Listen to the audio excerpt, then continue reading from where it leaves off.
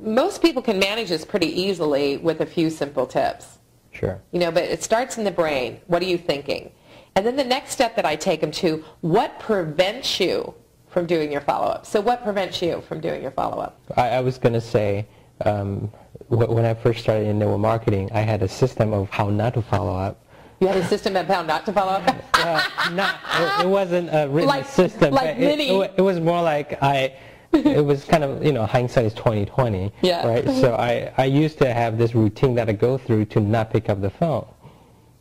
You know, so I would connect with somebody at an event or a supermarket or wherever. Yeah. You know, exchange contact info, and then I went home and I went, okay, so I got to close this person tomorrow. Came the day after, you know, I have this routine. Were you saying you had to close people? Well, actually, it was an invitation to come to a meeting. I see. So then now I think about it, I had almost like a routine of filing paper on my desk, opening the fridge to see what leftover I need to throw out, right? Cleaning the bathroom, you know, like emptying my car trunk, stuff like that. It's just like random stuff. Like I would do anything to avoid picking up the phone.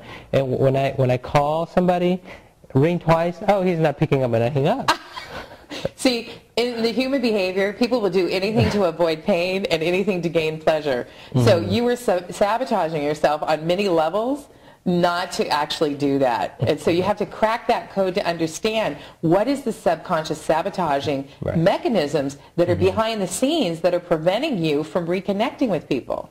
Right, and just to finish up that story, I was glad that I had mentors that guided me through my fears so that I got out of it, or else I wouldn't have been able to reach where I am today in my business. And don't you find that the people that you run against, you know, that's one of the things in my consulting business.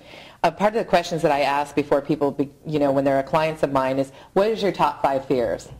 Because those fears are embedded. And whatever, you will manifest those fears in record speed. So if you don't know what you fear and you can't crack the code and reframe that and dissolve those to nothing where they no longer have any power over you,